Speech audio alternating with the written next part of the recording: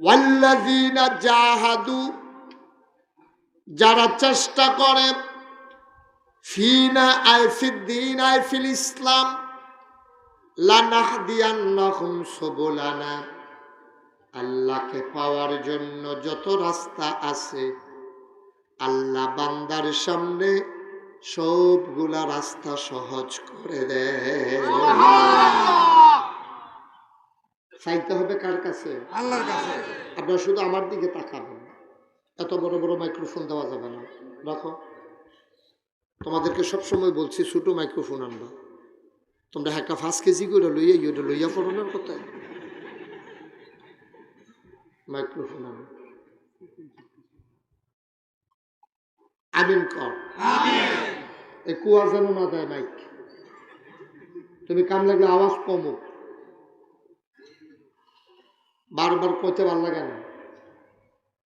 আমিন কর, জোরে কর, আর জোরে। ও মুসলমান, সবচেয়ে বেশি নিয়ামত, সবচেয়ে বেশি বুদ্ধি আল্লাহ দান করেছেন নবীদেরকে। এই জন্য সমসাময়িক জমানায় ওই নবীরা হইল সবচেয়ে বড় বুদ্ধিমান। বলেন সুবহানাল্লাহ। তুমি সাইডে যাও, এই সাইডে যাও, ওদিকে যাও, ওদিকে নিয়ে যাও, শোনো,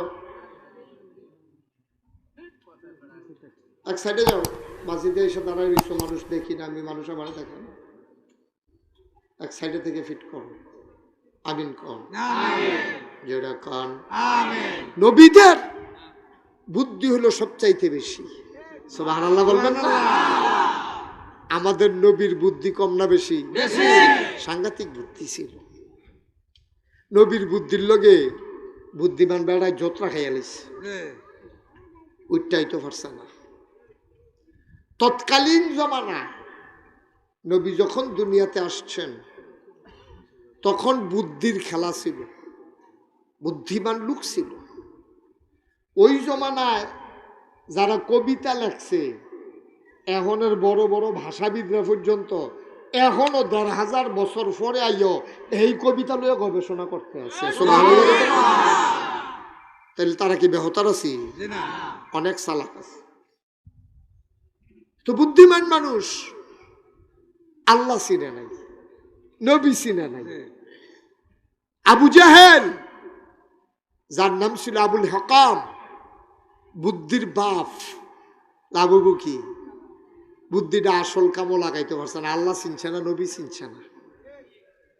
এই জন্য নবীজি আর কি তার বুদ্ধি, যে আল্লাহ চিনে না, নবী চিনে না, তারে কেডায় বানাইছে এটা এতে কইতে পারে না, তার কি এর বুদ্ধি? তে আবু জাহেল তাহলে মুরুক্ষের বাপ, ঠিক কিনা? আমরা দেশ আবু জেহেলের বংশধর আছে নাকি নাই? আবু জেহেলের বংশধর আছে। মানুষে কই বুদ্ধিজীবী, তা আসলে বর্বরা। তে বুদ্ধি কোনো কামও লাগাই যেতে পারলো না। আসেনি এরকম? আল্লাহর নবীকে আল্লাহ কত বুদ্ধি দিলেন, মন দিয়ে শুনো। মক্কার মানুষগুলো ছিল খুব হিংস্র, তারা কথায় কথায় লাগিয়া লাইতো।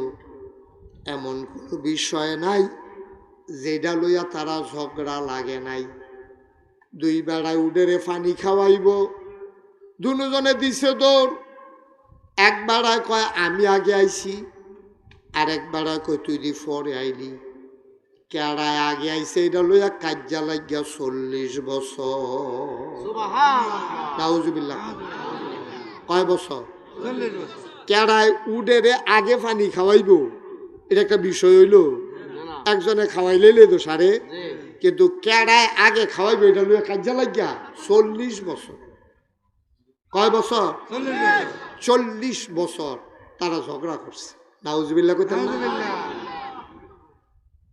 এবার বুঝেন কিরকম খারাপ মানুষ।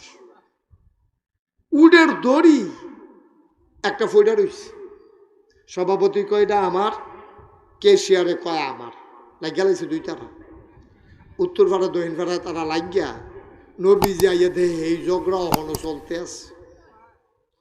নবী যুগের কই ফাটাইল আল্লাহ আমারে দড়ি লইয়া কাজা লাগিয়া কেডায় আগে পানি খাওয়াইব এটা লইয়া কাজা লাগিয়া 40 বছর নবীর জমানায়।